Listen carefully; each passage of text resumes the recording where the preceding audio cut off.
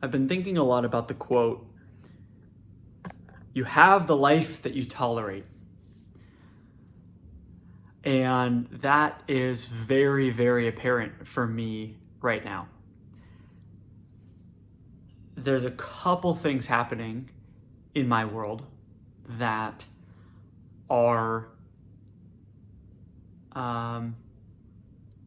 borderline tolerable. They're things that I don't want to tolerate, and my highest self, my ideal self, would not tolerate these things. And the past self, the version of me that I actually have been for a very long time, has tolerated those things, has continued tolerating those things.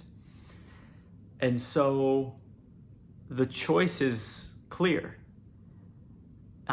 In both cases, there is a situation where I know what's best for me, and someone else is kind of coming in and saying, here's what I want you to do.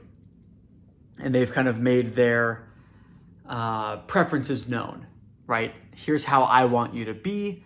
Here's what I want you to do for me. Here's what I want us to do together. They've made that preference known, and I've registered that, like I get it. So in the past, how this has gone is I have understood that if I comply, if I do what this person wants me to do, they've already made it clear what they want me to do. If I do that, the return or the outcome will be that I get to remain in connection with that person. There's like some weird stuff happening over there. There we go. I get to remain in connection with that person. And I like being in connection with people. I do. It's something that I appreciate and enjoy, and honestly, for a very long time, have not had as much of as I would like. So when there is an opportunity to connect with someone that I enjoy and appreciate, and in some cases love, then my default has always been to comply, to conform, to change myself, throw away my preferences and what I know to be the actual best thing for me to do in a given situation. Put all of that to the side and become what this person wants me to do and be.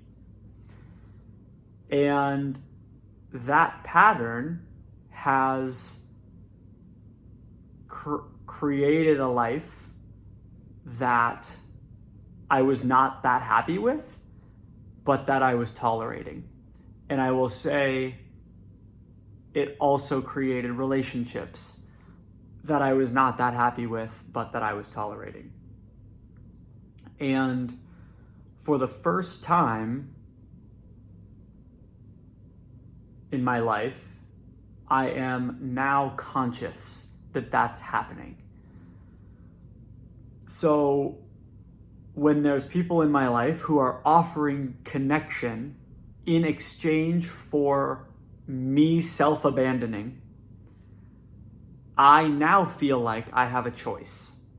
And instead of just automatically doing this thing and choosing the connection and the self-abandonment package deal, I now have a choice. And I see that there's another side of this, which is me choosing to connect with myself and do the thing that I know will be best for me by disappointing this other person, by refusing to conform, by refusing to be the thing that they want me to be. Now, ideally, in a perfect world, what these people are asking me to do is to be the best version of myself according to me, right? That's the best case scenario. Like that's end game life partner type mindset is I don't want Ethan to be something that I need. I want Ethan to be something that he wants, that he loves. And obviously in exchange, that's how I would relate to that person. Whether that's a romantic partner or a, lifelong friend or family or, a child I have or something like that. I think that's how we can relate to people in a way that is truly loving and that is truly giving rather than taking. I want to relate with people in a way that I will love them regardless of what they choose to do, right? So it's not conditional. It's not like, I'll love you if you change in these ways. To me, at that point, it's like, what are we doing? That's kind of not the point. The point is, I love you, who you are, and when you make decisions about how you want to be, I want to be supportive of those decisions because I'm actually good. I don't need you to be anything. Like I'm not getting anything out of this except that I'm loving this person and I'm wanting this person to grow in the ways that they want to. And that just hasn't been my norm. People haven't related with me in that way for most of my life. And there have been, I'm thinking back, I'm like, there have been some people who have teachers, mentors, like that kind of vibe. But I'm just kind of realizing that now. And so there are situations now, again, where people are wanting me to be something that I'm not. And I have to step up, I have to make a decision, right? So that decision is, am I going to continue interacting with this person, or am I going to say, look, this is in my control, how I want to be, what I want to do next. And I know that you've made your preference clear, but I ultimately am responsible for doing what's best for me in this moment, energetically, spiritually, and you can come along for the ride if you want to, but this is the path I'm going to take, as opposed to abandoning my path and going down your path. And it feels very freeing. It feels very scary. It feels like it will be freeing on the other side of the fear of ultimately disconnection, right? Because when I choose myself in this case, these people who are offering connection are going to revoke their connection. That's how it always goes. And that's what I've been afraid of, right? So it's difficult, and I wish I wasn't in this situation. And I know lots of other people are in this situation. So it's interesting to me to be able to experience it firsthand and share my account of it. I was just reading in the Atlas of the Heart by Brené Brown right here about shame. Shame is a big, big topic that's coming up for me around this exact topic. And Brené Brown defined shame as the fear of disconnection. And it's certainly the case that when I have these outside people saying, I'm offering you connection in exchange for you changing, I feel shame around not taking that deal, right? Because it's the fear of disconnection that I associate with me walking my own path and doing my own thing. I feel shame around doing that.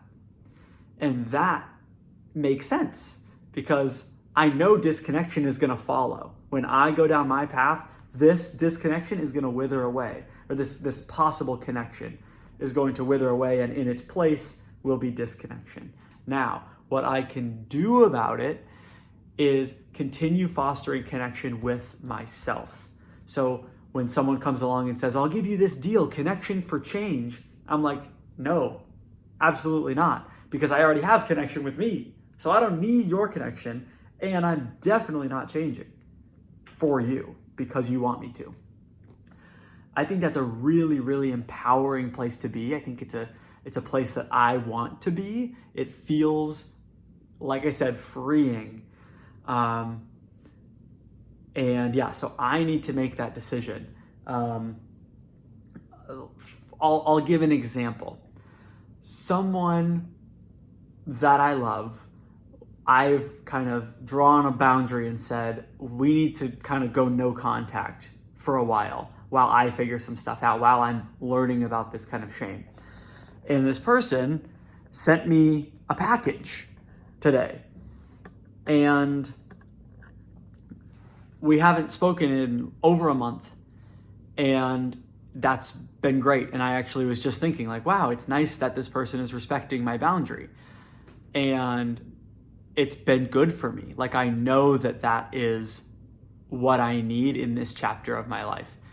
And out of the blue, unexpectedly, this person sent me a package, and now I have a choice, right? In the past, I felt like I needed to, open the package and send a picture and say, thank you so much for this. I appreciate you thinking of me, blah, blah, blah, blah, blah.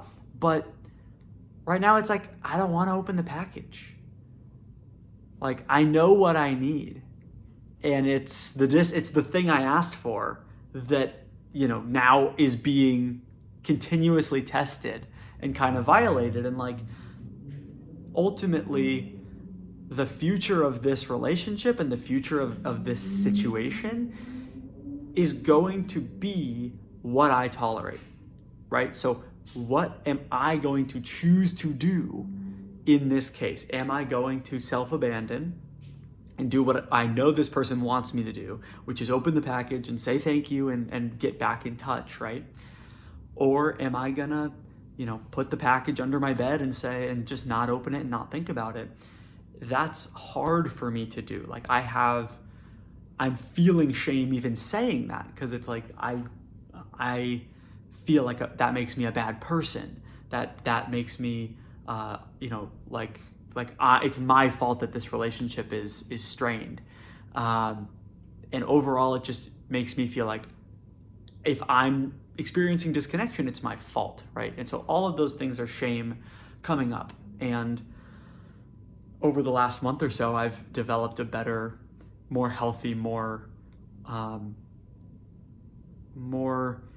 warm relationship with the feeling, the sensations, and the experience of shame in my body and in my mind and my thoughts. And now when shame comes up, I can say, hi, I recognize you, I see you, I appreciate that you're trying to keep me safe, you're trying to keep me in connection. And I appreciate that, first of all. I know that you're trying to help me. And second of all, like, I got this now. I know that the situation, there is an opportunity to connect, but instead I'm going to work on connecting with myself and stop seeking connection from people who are trying to get me to change and be something that they need me to be that is not what I need me to be. And so that's how I'm dealing with all this. But it's a fascinating situation. It's hard, but it's great material for personal development and improving my relationship with myself. So I'm gonna go ahead and make the decision that I know is best for me, even though it is hard and even though it creates feelings of shame. I'm going to make that decision, and then I'm gonna sit with that shame and foster that connection with myself so that me and my future self and my past self and the parts of me that I have in my head and in my body know that I am looking out for me, I'm on my own team, and that I don't have to self-abandon in order to have connection anymore. And to me, that's really powerful and beautiful. So thanks for watching. Thanks for listening. and I'll talk to you in the next one.